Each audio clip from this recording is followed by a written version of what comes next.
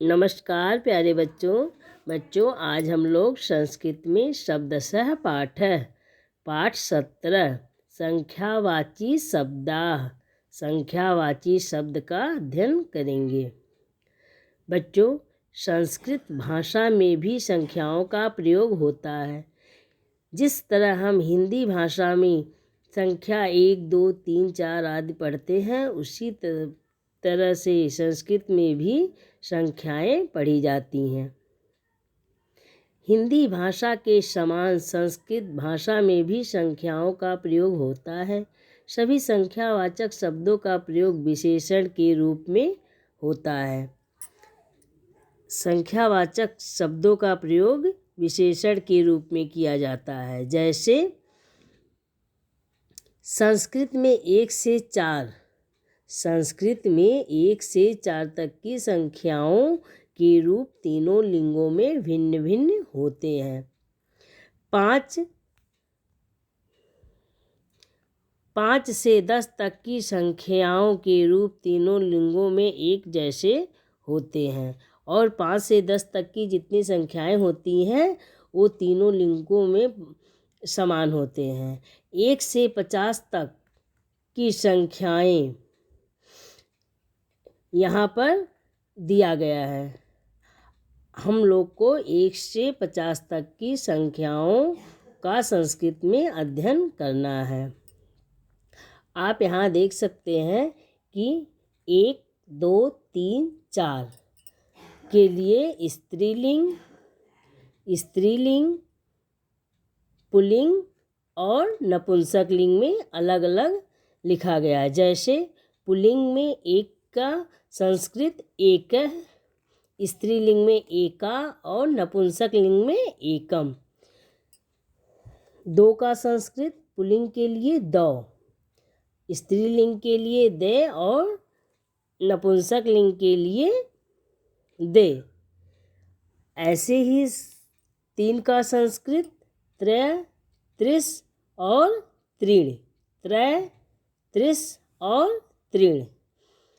4 का संस्कृत पुल्लिंग के लिए चत्वारः, स्त्रीलिंग के लिए चतुर्षः और नपुंसक लिंग के लिए चत्वारि।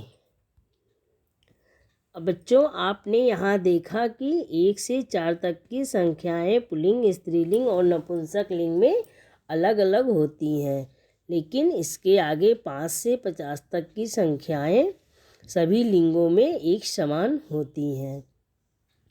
5 का संस्कृत पंच, 6 का संस्कृत षष्ठ, 7 का संस्कृत सप्त, 8 का संस्कृत अष्ट, 9 का संस्कृत नौ, 10 का 10, 11 का एकादश, 12 का द्वादश, 13 का त्रयोदश, 14 का चतुर्दश, 15 का पंचदश, 16 का संस्कृत षोडश, 16 का षोडश, 17 का सप्तदश, 18 का अष्टादश, 18 का अष्टादश और 19 का संस्कृत नवदश और एकोनविंशति।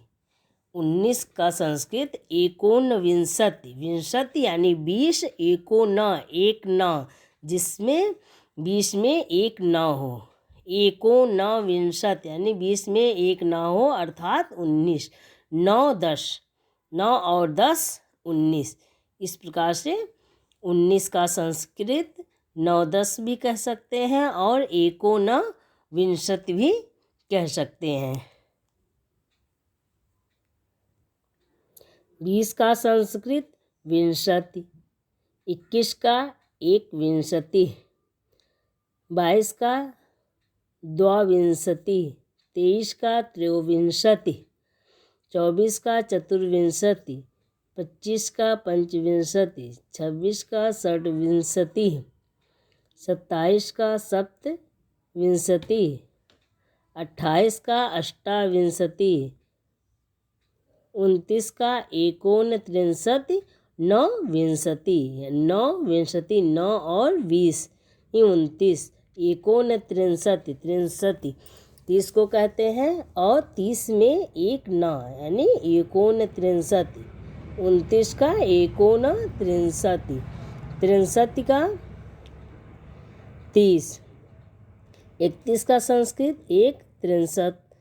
32 का संस्कृत द्वात्रिंशति। 33 का त्रिंशत। 34 का चतुर्त्रिशत। 35 का पंचत्रिंशत। 36 का षट्त्रिंशत। 37 का सप्तत्रिंशत। 38 का अष्टात्रिंशत। 39 का एकोनचत्वारिंशत और 39। 9 और 30 नहीं 39।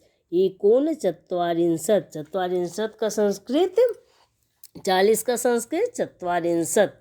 एकोन यानी एक ना हो। 40 में एक ना हो यानी 39। इस प्रकार से 39 का संस्कृत 9 और एकोन चत्वारिंशत। चत्वारिंशत 40। एक चत्वारिंशत 41। 42 का संस्कृत द्विचत्वारिंशत। 43 का त्रिचत्वारिंशत। 44 का संस्कृत चतुश्चत्वारिंशत। 45 का पंचचत्वारिंशत। 46 का षट्चत्वारिंशत। 47 का सप्तचत्वारिंशत। 48 का संस्कृत अष्टचत्वारिंशत। 49 का 9 और एकोन 50 यानी 50 में एक ना हो। और 9 और 40 यानी 49। तो 49 का संस्कृत 9 भी होता है और एकोन 45 भी होता है। 50 भी होता है। और 50 का संस्कृत 50। 50 का संस्कृत 50। बच्चों आप लोग इस पाठ को पढ़ेंगे और 1 से 50 तक की संस्कृत संख्याओं का अध्ययन करेंगे। इसे याद भी करेंगे। अपनी कॉपी में सुंदर राइटिंग में लिखेंगे भी। धन्यवाद बच्चों।